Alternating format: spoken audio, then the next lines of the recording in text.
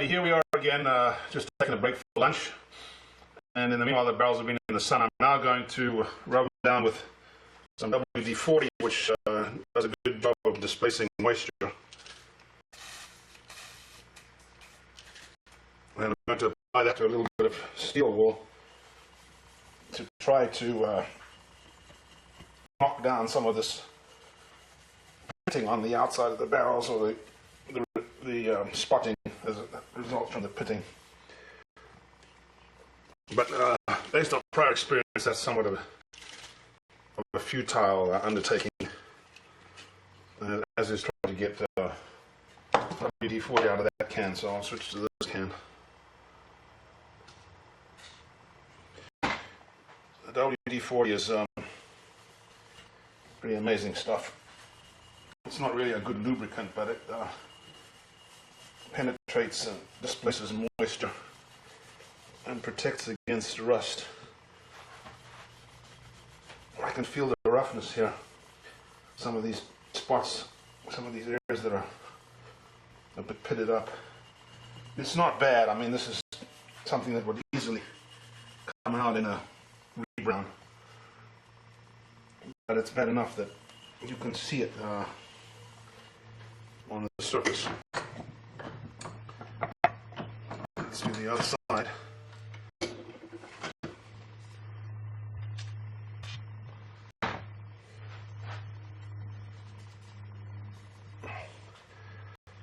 There's actually a spot here on the rib, under rib, that seems to be leaking a bit of water, so that rib is leaking at that point, and I've got to keep an eye on that. It's not bad enough that one has to worry about relaying the rib, but there's just a tiny pinprick hole there. Some water got into, and now it's oozing out as a result of the barrels being in the sun.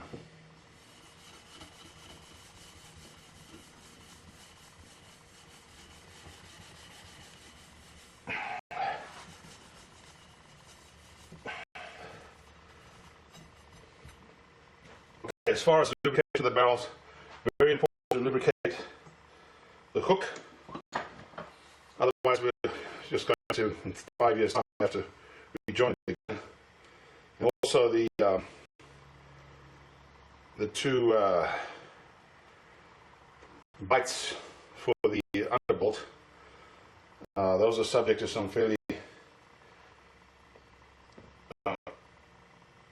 high friction as the mechanism is opened and closed. And I'll reinsert the extractor. First, I'm going to clean out the bore of this extractor hole with an earbud, the cotton swab, and we'll now be able to lube that up. You could just lube with regular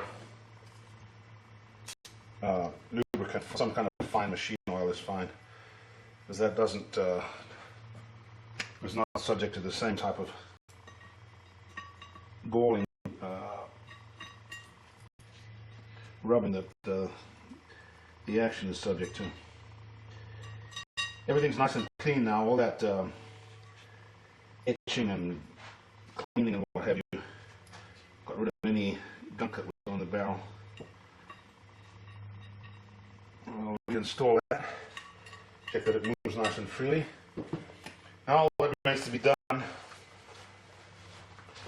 aside from, I might be on my hand so I don't get WD-40 all over the stock. And I don't know that that's necessarily a bad thing, but something tells me that if you're in the process of applying linseed oil, you don't want to get messed up with WD-40 as well. The stock is, the work has been completed on the total repair. I put one layer of oil on it and just letting that dry. It's pretty much dry, but I'm going to leave it overnight, and I'll probably put 5 or 6 more coats of oil on it. Everything's back to normal here, the toe plate, etc. I've stained the repair there, so you can't really see it. What I now need to do is lubricate this action. I could take it down completely, clean all the parts and lubricate it, but I'm not going to, because one, the screws are perfect and I don't want to mess them up. Two, there doesn't appear to be a lot of gunk in this action, and three, the action appears to be fairly dry. There isn't a lot of old lube in there to clean it out. So I'm just going to lube it from the outside. This is the process that you should follow annually on your guns as well. These are the levers that cock the gun, and they rotate around this pin here. So you just need to apply a little bit of machine oil, just a drop. You don't want oil seeping into your stock. So a drop of oil is plenty, and in fact, using a spray can is not the best way to do it. If you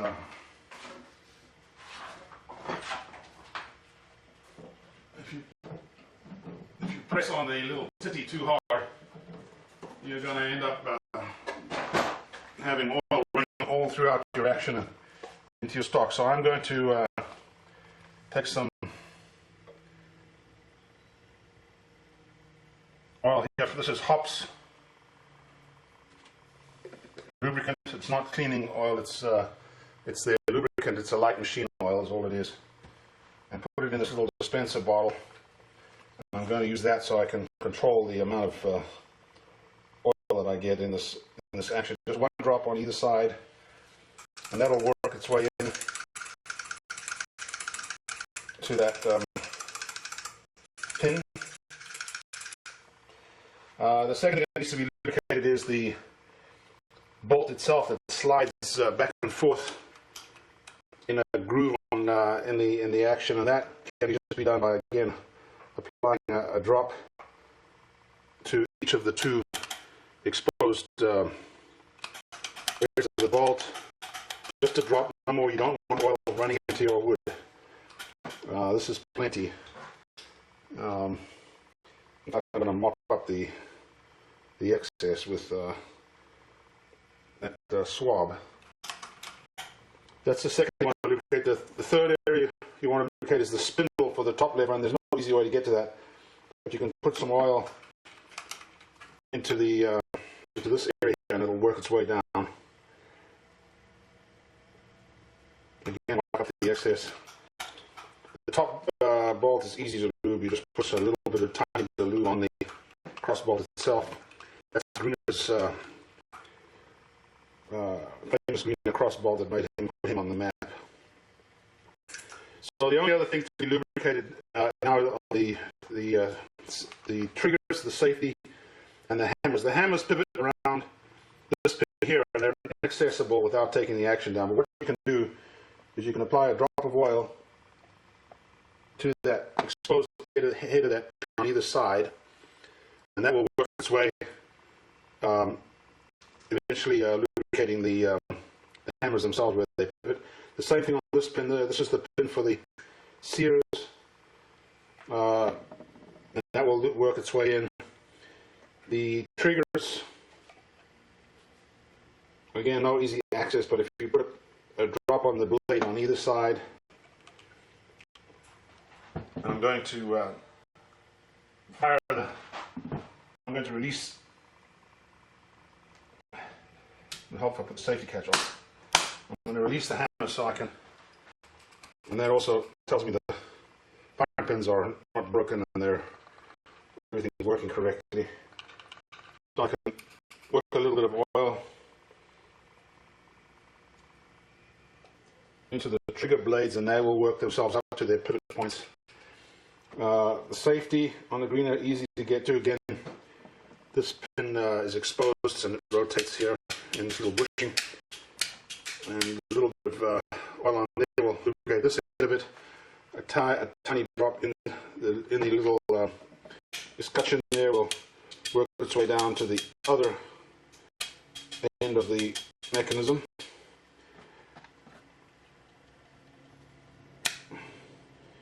This gun is quite remarkable in that this escutcheon still retains its original fire blue. That's a very delicate finish of fire blue. It comes off very easily. That tells me that this gun really hasn't seen a lot of use. I think it's probably stood in a cupboard for a long time.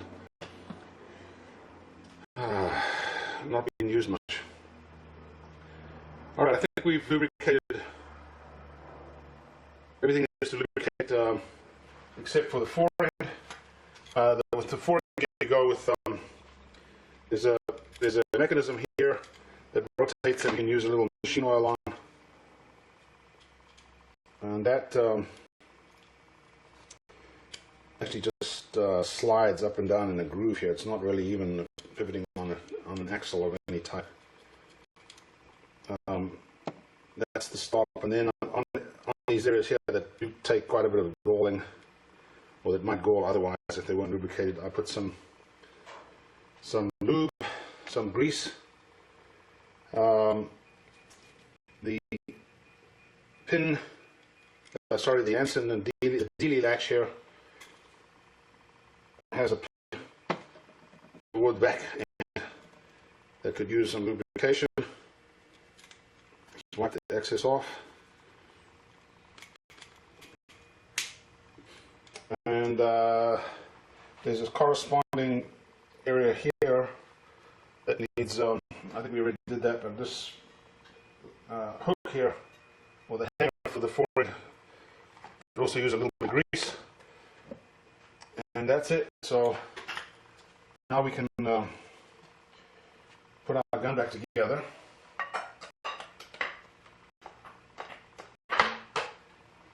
And recock the hammers. And boy, she's tight. She's nice and tight. Lubed up, cosmetically pleasing gun. I don't know what that white mark is on in the checker. I think that's just white grease, because I don't use white grease on guns. And she's ready to go. I'm going to, as I say, apply 3 more coats of oil, 4 more coats of oil to the buttstock. The spotting's gone. The heel is repaired. The gun is super tight. The barrels, I have this residual spotting on them, and that's an aesthetic question. It's kind of interesting. The right barrel, the Damascus on the barrel is a little bit coarser than the Damascus pattern on the left barrel. It's a testament to the fact that these barrels were hand forged back in 1890 or thereabouts, and still serviceable and going strong today. I may put some wax on the barrels. That's a wise precaution on Damascus barrels to prevent them turning brown as these did, and to prevent this hitting. But since I'm probably going to end up refinishing the barrels, I won't bother with that. There are various theories as to what kind of product you should use on Damascus barrels, but what I use is the traditional product. That is beeswax cut with something to make it a little bit thinner, easier to apply. And what I do is I put the barrels in the sun, or on the dashboard of my car, sometimes in the sun, to get them nice and hot. If you're living in a climate where you don't have any sun, you can put them on a wood stove, or even in an oven at low temperature. But careful, you melt the solder if you get them too hot. You just want to get them hot to the touch, and then you can apply the beeswax to the barrels, and that will that'll harden when the barrels cool, and that provides a very durable finish and will protect your Damascus pattern from any further corrosion. Some people use automotive waxes for the same purpose, and some people just actually use varnishes. That's another traditional method, is to use a type of varnish, or in the modern terms a lacquer on the Damascus pattern that will preserve it and prevent this type of spotting from occurring, and will preserve the contrast. But it's too late for all that now. We've got what we've got, and just thought I'd share that with you for your personal use. Okay, so that concludes our series on the restoration of this old Greener gun. And I hope you enjoyed it. And we will share with you some other projects in the future, each with illustrating some new technique or restoration aspect of restoration. Thank you very much, and hope you enjoyed this series.